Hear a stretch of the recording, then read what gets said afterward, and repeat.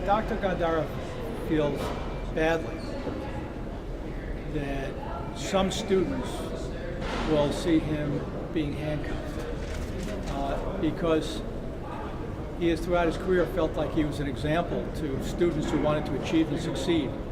And it hurt him personally to think that some children would see that and it may impair their achievement. So I think he was very conscious of the fact that throughout his life he's tried to give an example to especially Latino students from poor families with limited resources, and he felt that this was something, if in any way impaired his life's work, that he felt bad about it. I have to confess that it just appears that the toxic atmosphere in this school district is unlike virtually any other school district I've seen over the course of years, and it's something that people devour their own in Sweetwater, and they celebrate in it, and that's horrible.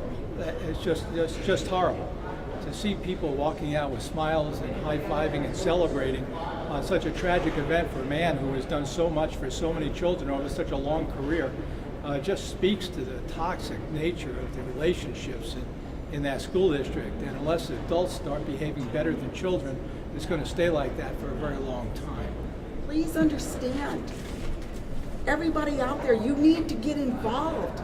This country is going to hell in a handbasket unless you do. More Gandaras, more Sandovals, more Quinoneses are out there.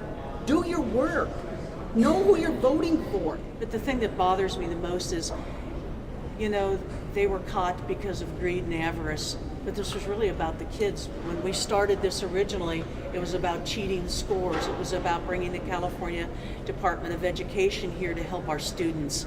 That's what was really missing today. It's not just about money and contractors, it's about cheating our students, and that's what happened. We're happy that after charging 18 defendants have pled guilty. It's been a successful prosecution. There's been a lot of changes that have been made throughout the community, not just in the affected school districts, but also the different public officials throughout the county and frankly throughout the state are taking a lot more seriously the reporting requirements, the conflict of interests, and know that if they violate, that someone's actually looking and someone's going to try to prosecute, and in this case successfully prosecute.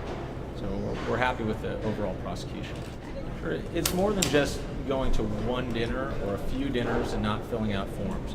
Frankly, that type of thing happens all the time and usually is handled administratively by the Fair Political Practices Commission.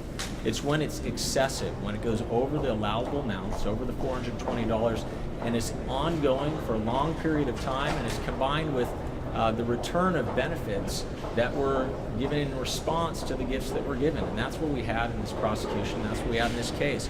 It was individuals that were receiving, were not reporting, were not allowing the public to watch what was going on, and then were giving things in exchange. And that's what Dr. Gandara and many of the others pled to, was the receiving of gifts or the giving of gifts for the influence that was then received.